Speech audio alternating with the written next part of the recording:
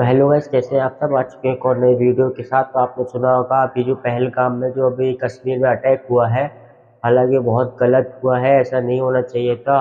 और इसी के अगेंस्ट इंडिया ने पाकिस्तान के खिलाफ वॉर डिक्लेयर कर दी है। तो उसी के हम बारे में अब डिटेल में जानने वाले हैं। बने रहिए वीडियो में। वीडियो स्टार्ट करते हैं बिना टाइम वेस्ट किए। हेलो फ्रेंड्स, मैं गौरव और इंडिया ने पाकिस्तान पर water war declare water war 62 सालों तक शांत रहने के बाद फाइनली इंडिया ने पाकिस्तान को एक रेगिस्तान बनाने की धमकी दे दी है। अब वो बूंद बूंद पानी रोक करके मैं पंजाब के, जम्मू कश्मीर के, हिंदुस्तान के किसानों के लिए वो पानी लाने के लिए कृतसंकल्प। अब अगर ऐसा हुआ ना तो पाकिस्तान की 75% आबादी तक पानी पहुंचना हो भाई, इनफैक्ट इंडस के बिना तो पाकिस्तान एक रेगिस्तान ही बन जाएगा, क्योंकि पाकिस्तान का 90% फूड प्रोडक्शन और 25% जीडीपी इसी नदी पर डिपेंडेंट है। और ये डिपेंडेंसी अगर देखा जाए ना तो कोई आज की डिपेंडेंसी नहीं है, बल्कि पार्टीशन के बाद से ही पाकिस्तान इस पर हमेशा डिपेंडेंट रहा है। लेकिन everything change after the 1948 Indo पाक वॉर। इस वॉर के बाद ना इंडस वाटर शेयरिंग पर एक ट्रीटी की जरूरत पड़ गई।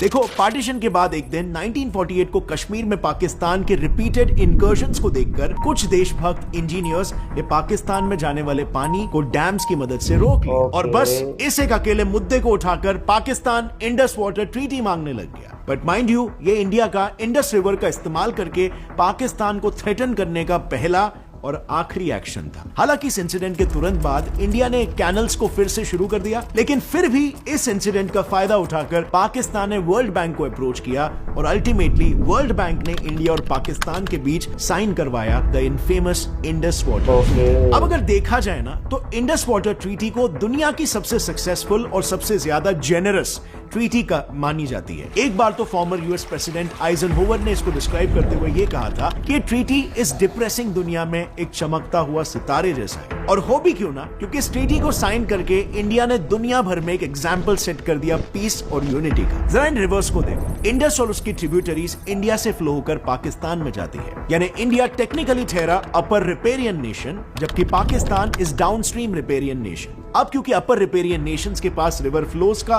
पूरा कंट्रोल होता है, इंडिया ने इसका बिल्कुल फायदा नहीं उठाया। उल्टा ये एडवांटेज होने के बावजूद भी इंडस की ये तीन ट्रिब्यूटरीज, इंडस, झेलम और चीनाब, पाकिस्तान के हिस्से में गई और बस ये तीन ट्रिब्यूटरीज द रावी, बियाज और सुतलेज इंडिया को मिली। अब सुनने में ये बंटवारा एकदम एग्जैक्ट हाफ लगता है ना? लेकिन अगर असल में देखा जाए तो इस डिवीजन की वजह से इंडस वाटर के 168 मिलियन एकड़ फीट में से इंडिया को सिर्फ 33 मिलियन एकड़ फीट मिला, यानी कि सिर्फ 20%। और ऐसा लिटरली पहली बार हुआ है जब किसी अपर रिपेरियन कंट्री ने अपने हिस्से में से विलिंगली रिवर का इतना कम हिस्सा रखा हो अपने पास। इंडिया को सिर्फ 20% इंडस वाटर पर समझौता करना पड़ा। पर आखिर ऐसा क्यों? ऐसी भी क्या मजबूरी थी? वेल, इसे जानने के लिए ना हमें थोड़ा सा रिवाइंड करना होगा इस ट्रीटी के फॉर्मुलेशन के टाइम पर, नेगोशिएशंस पर। तो जैसे कि आपने पहले जाना था, पाकिस्तान को दो देशों के बीच इस बायलैटरल मुद्दे में थर्ड पार्टी को इन्वॉल्व करना जरूरी था। पाकिस्तान के प्राइम मिनिस्टर जिन्ना ने तो ये तक कह दिया था कि पाकिस्तान पूरी तरीके से डेजर्ट बन जाएगा, वो चलेगा, लेकिन वो हिंदूज द्वारा दिए गए पानी के भरोसे नहीं रहेंगे। और वहीं पर दूसरी तरफ इंडियन प्राइम मिनिस्टर का कहना यह था कि इंडस वाटर बेसिन में दोनों देशों के शेयर के लिए भरपूर पानी है। अब नेहरू जी को वो टाइम पे शायद यही लगा कि ये ट्रीटी पाकिस्तान की तरफ दोस्ती का एक हाथ हो सकती है, और इसी गुडविल और फ्रेंडशिप के लिए भारत सरकार ने पाकिस्तान को बड़े बड़े कंसेशंस दे दिए। अब वो टाइम पर हमारे प्रधानमंत्री का विजन हो सकता है बेशक सही हो, लेकिन अगर आप थोड़ा सा लॉजिकली देखोगे तो ट्रीटी नेगोशिएट करते समय दोनों देशों के पहले प्रपोजल्स देखकर ही उनके इंटेंशंस का एकदम साफ अंदाजा लग जाता है। क्योंकि जहां पर इंडिया ने सामने से पाकिस्तान को 76% हिस्सा देने की बात की थी, वहीं पर पाकिस्तान इंडिया को बस 13% हिस्सा देना चाह रहा था। और बस इसीलिए कुछ जियोपॉलिटिक्स एक्सपर्ट का यह मानना है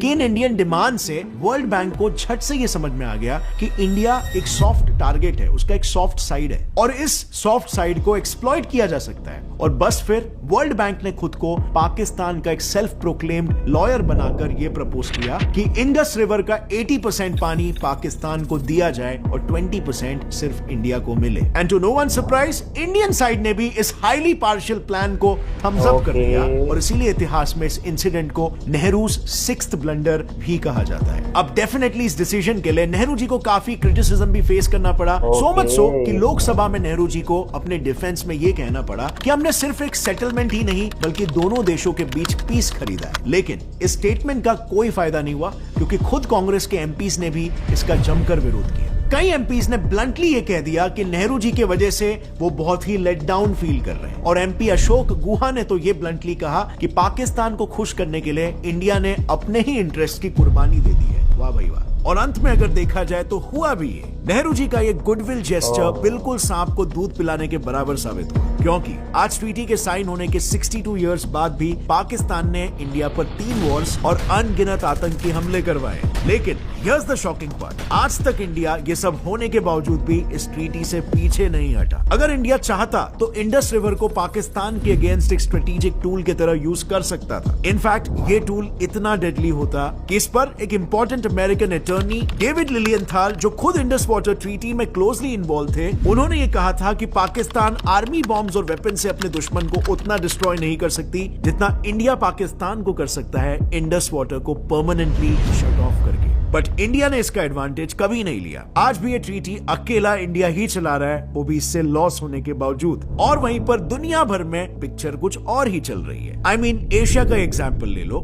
यहाँ पर 57 ट्रांसनेशनल रिवर्स है, यानी ऐसी रिवर्स जो 2 या उससे ज्यादा कंट्रीज में बहती है। लेकिन इन रिवर्स के शेयरिंग पर आज तक कोई ट्रीटी या कोई वाटर शेयरिंग एग्रीमेंट कभी बना नहीं। चाइना का ही केस ले लो। ये एक ऐसा कंट्री है जहाँ सबसे ज्यादा ट्रांसनेशनल रिवर्स ओरिजिनेट करती है। स्पेसिफिकली अगर देखें तो चाइना से 18 से ज्यादा रिवर्स डाउनस्ट्रीम कंट्रीज में जाती है। लेकिन चाइना ने इनमें से एक भी कंट्री के साथ कोई भी वाटर शेयरिंग ट्रीटी नहीं साइन किया है। वो बस अनहिंज तरीकों से इन सभी रिवर्स के फ्लो को कंट्रोल करता है। लेकिन इंडिया की बात करें तो नॉट ओनली पाकिस्तान बट हमने बांग्लादेश के साथ भी वाटर शेयरिंग ट्रीटी साइन कर रखी है और हम एशिया में ऐसा करने वाले इकलौते देश है। और जब IWT साइन हुआ था यानी कोल्ड वॉर के टाइम, तब यूएस पाकिस्तान के बायलैटरल रिलेशंस काफी स्ट्रॉन्ग थे और इसीलिए ये ट्रीटी ऑब्वियसली पाकिस्तान के ही फेवर में थी। एंड रिसेंटली भी ये बायस क्लियरली दिखा जब वर्ल्ड बैंक ने वर्ल्ड हंगर इंडेक्स को रिलीज किया और इसमें इंडिया को पाकिस्तान से नीचे प्लेस किया गया। मतलब कैन यू इमेजिन, इंडिया को पाकिस्तान से भी ज्यादा हंगर प्रोन बता दिया। और इस रीसेंट इशू पर इंडिया ने वर्ल्ड बैंक को ओपनली कह दिया कि उसे इस मैटर में इंटरफेयर करने की कोई जरूरत नहीं है। अब ये जवाब तो वर्ल्ड बैंक को था,